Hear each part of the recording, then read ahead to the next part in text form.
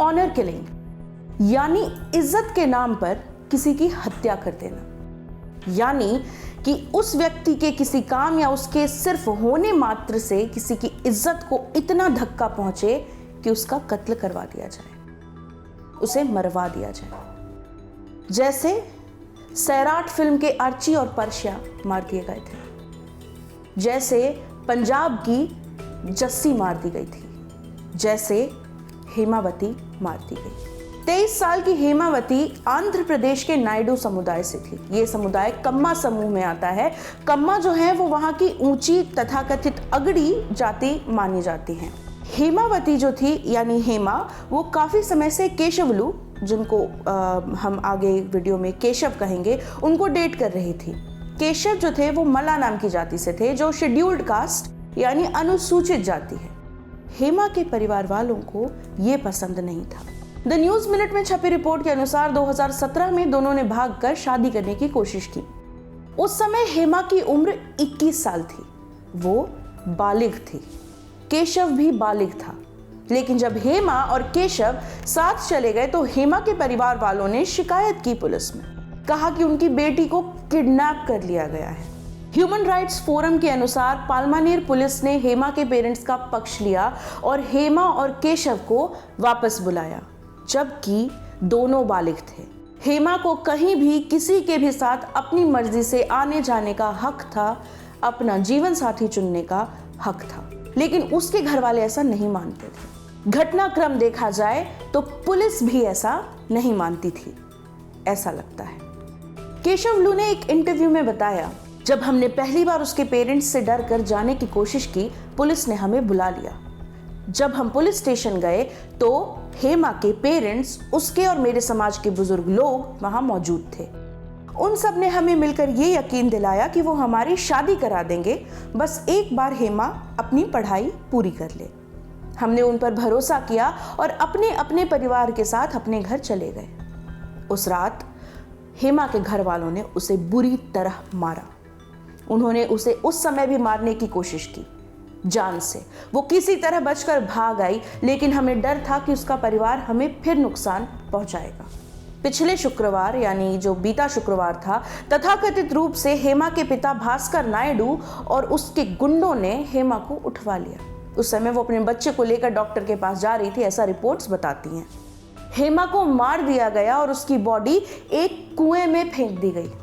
लेकिन ऐसा नहीं है कि हेमा और केशव ने अपने आप को बचाने की कोशिश नहीं की। एक बार जब हेमा भाग कर आई घर वालों के पास से, तब केशव और हेमा अनंतपुर, बेंगलुरु और आसपास के शहरों में भटकते रहे।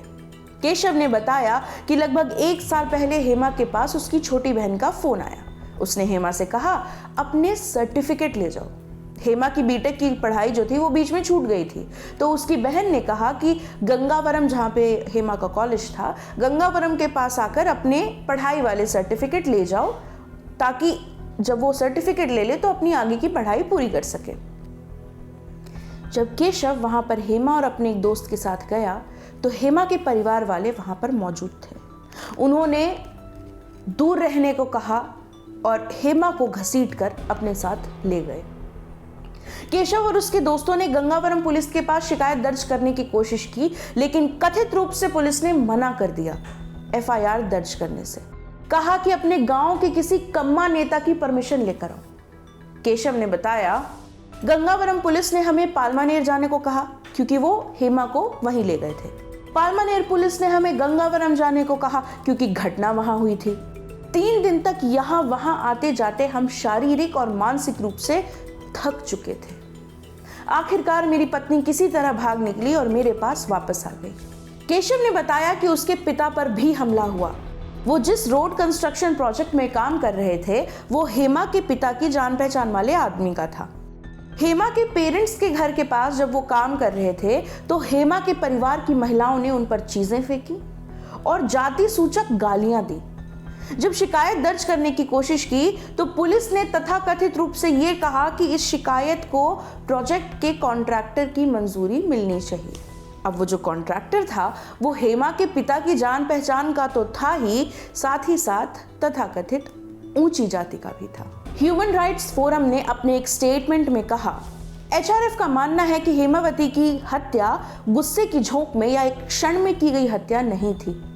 पुलिस इस हत्या को होने से रोक सकती थी अगर वो शिकायतों पर पहले ही एक्शन ले लेती। SC/ST एक्ट के तहत ये प्रावधान है कि पुलिस को अगर ये लगता है कि किसी SC/ST समूह के व्यक्ति को नॉन SC/ST समूह के लोगों से खतरा है तो वो उन्हें बचाने के लिए एक्शन ले सकती है।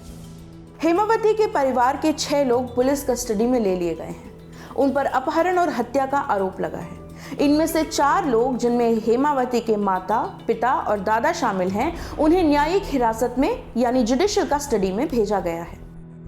2 अभी बालिग नहीं हैं तो उन्हें बाल सुधार गृह भेजा गया है। इस मामले में जो एक्टिविस्ट्स हैं, जो इन्वॉल्व रहे हैं शुरू से, जिन्होंने केस देखा है, वो ये कह रहे हैं कि इस हत्या में और लोग भी शामिल हैं। कुछ नायडू पुरुष जिन्होंने परिवार को उकसाया और वो पुलिस अधिकारी जिन्होंने पिछली शिकायतों पर कोई एक्शन नहीं लिया। पुलिस पर भी एक्शन लेने की मांग की जा रही है। एक कहावत है, Who will guard the guards? यानी कि जो रक्षक हैं उनसे रक्षा कौन करेगा। पुलिस के पास आप न्याय के लिए जाते हैं, सुरक्षा के लिए जाते हैं, लेकिन अगर पुलिस भी साथ ना दे तो क्या करें। इस मामले में जो भी अपडेट होगी हम आप तक पहुंचाते रहेंगे। इस वीडियो के बारे में आपका क्या ख्याल है हमें कमेंट सेक्शन में ज़रूर बताइए। अगर आप ये वीडियो फेसबुक पर देख रहे हैं तो हमारी फेसबुक पेज ऑर्डिनरी को लाइक कर लीजिए। अगर आप ये वीडियो यूट्यूब पर देख रहे हैं तो हमारे यूट्यूब चैनल ऑर्डिनरी को सब्सक्राइब कर लीजिए। बेल आइकन प्रेस करना मत भूलिएगा। हमारे सारे वीडियोस सीधे आप तक ज़रूर पहुँचेंगे। बहुत बहुत शुक्रिया।